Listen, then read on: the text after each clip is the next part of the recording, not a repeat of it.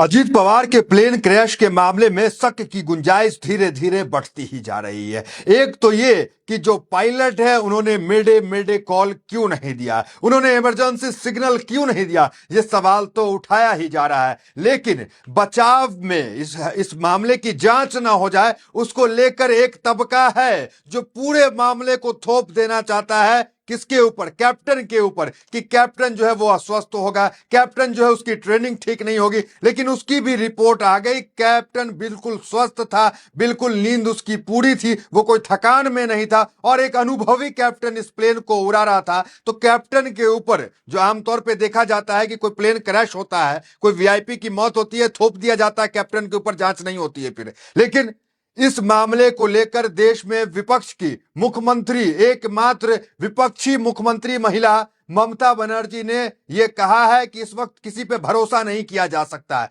किस पार्टी को और इशारा कर रही है आप समझिएगा। ममता बनर्जी कह रही है किसी पे भरोसा नहीं किया जा सकता है, इस मामले की सुप्रीम कोर्ट की निगरानी के अंदर जांच होनी चाहिए, यह ममता बनर्जी ने कहा। उस बीच एक पत्रकार ने बड़ा दावा कर दिया और अमित शाह को लेकर के, और अमित शाह इस मामले में, पूरे मामले में अमित शाह को किस तरह से टारगेट पे अमित शाह चले आए हैं, अमित शाह को लेकर क्या कुछ चल रहा है वो बताने से पहले जरा ये रडार की वो वीडियो आप देखें, फुटेज देखें। हमारे पीछे चल रहा होगा किस तरीके से ये जो बॉम्बार्डर लीडर जेट 45XR जिसपे अजीत पवार सवार थे और उसके साथ 5 लोग सवार थे, ये 2 अटेम्प्ट करता है रनवे के ऊपर लैंड करने के लिए। आप देख सकते हैं पीछे रडार चल रहा होगा। पहला अटेम्प्ट 8:10 पे होता है, माफ कीजिएगा 8:30 पे होता है, और दूसरा अटेम्प्ट 8:43 में होता है। और 8:43 वाला अटेम्प्ट है उसी में जो है दुर्घटना हो जाती है। तो ये जो है आप रडार में देख रहे हैं। और तीसरी तस्वीर दिखाना चाहते हैं कि जो चचा हैं अजीत पवार के,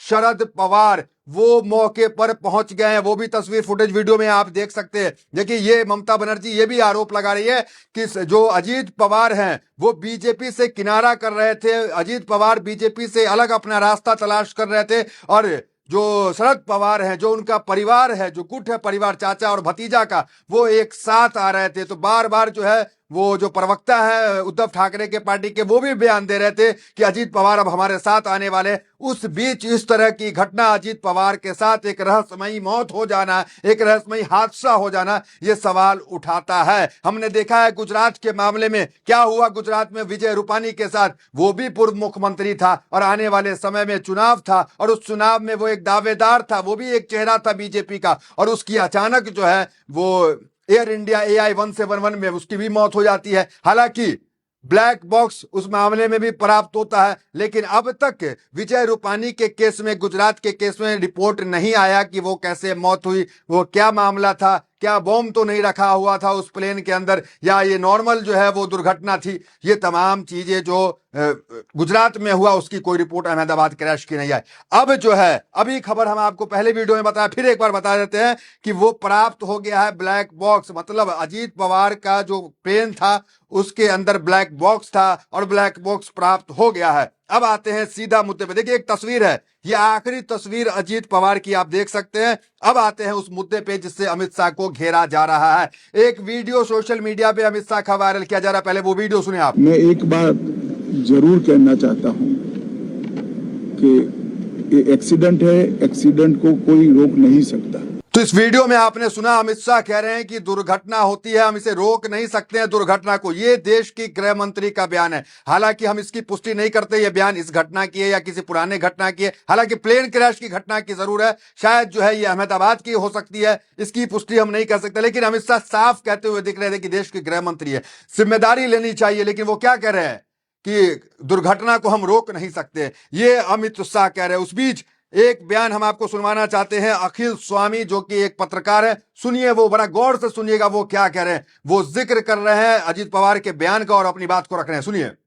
जिसमें उन्होंने कहा था कि जो लोग मुझ पर 70,000 करोड़ का आरोप लगाते थे, आज मैं उनके साथ सरकार में बैठा हूं। लगता यह था कि अब वो खतरे की लिस्ट में आ गए, लेकिन उनके साथ ये होगा इसकी मैंने कल्पना नहीं की। एक और वीडियो अजीत पवार का तेजी से सोशल मीडिया पे वायरल हो रहा है। इस वीडियो में अजीत पवार ने कैसे अडानी जो है बीजेपी में हस्तक्षेप करके, बीजेपी के मीटिंग में अडानी मौजूद रहते हैं, ये बात जो है एक टीवी इंटरव्यू के दौरान जो है अजीत पवार ने कहा। तो सुनिए जरा वो भी वीडियो।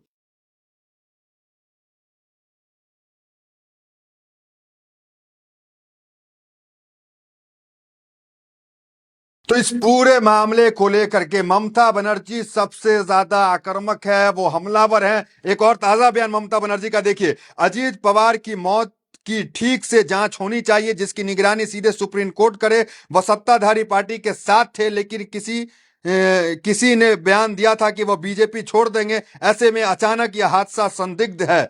तो ये हादसा एक मुख्यमंत्री को भी संदिग्ध लग रहा है और कह रहे हैं कि यह संदिग्ध हादसा है। हमने देखा है अजीत पवार की महाराष्ट्र की राजनीति को, एनडीए से बिल्कुल अलग उनकी राजनीति है। एक वीडियो और देखिए किस तरीके से मुसलमानों के बीच वो मुसलमानों से क्या कह रहे हैं। जो राजनीति मुसलमानों के लिए बीजेपी कहती है नफरती राजनीति, वो कह रहे हैं कि कोई ये मुसलमानों के पे उंगली नहीं उठा सकता। एक बार देखिए क्या कह रहे हैं अजीत पवार।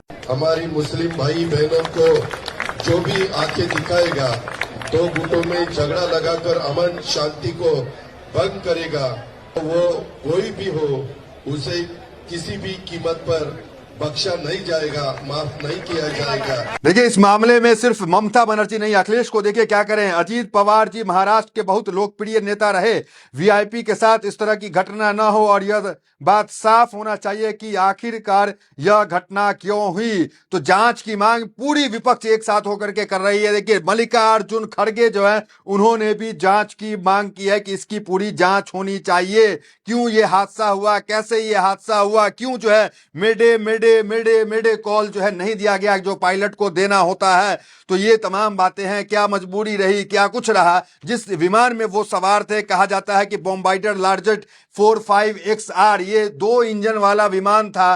तो 2 इंजन वाला विमान, मान लीजिए एक इंजन खराब हो गया लैंड करने में, दूसरा इंजन तो काम करता, दूसरा इंजन काम कैसे नहीं किया। तो कई सवाल यहां पर खड़े होते हैं जो विमान को लेकर के खड़े होते हैं कि यह हादसा कैसे हुई, इसकी पूरी जांच हो। हालांकि खबर अभी जो आ रही है AAIB, ये टीम जो है मौके पर पहुंच गई है और मौके पर पहुंचने के बाद जांच कर रही है। लेकिन ये अलग बात है कि देश में जो मुख्यमंत्री है बंगाल की ममता बनर्जी, उनको भरोसा नहीं है। वो साफ कह रही हैं कि हमको कोई भरोसा नहीं है, सुप्रीम कोर्ट के निगरानी में ही जांच होनी चाहिए। तो ये पूरा मामला फिलहाल अभी चल रहा है। तो अब देखना दिलचस्प होगा कि ये गुत्थी सुलझेगी। जो ब्लैक बॉक्स प्राप्त हुआ है, क्या वो क्षतिग्रस्त तो नहीं हुआ। गुजरात के मामले में हमने देखा कि वहां कहा गया कि वो ब्लैक बॉक्स जिसमें रूपानी जो पूर्व मुख्यमंत्री थे गुजरात के, उनके हादसे में मौत हो गई। तो कहा गया कि ब्लैक बॉक्स जो है वो क्षतिग्रस्त हो गया, मेमोरी जो है उसके अंदर था वो पूरी मेमोरी रिकवर नहीं हो पाई।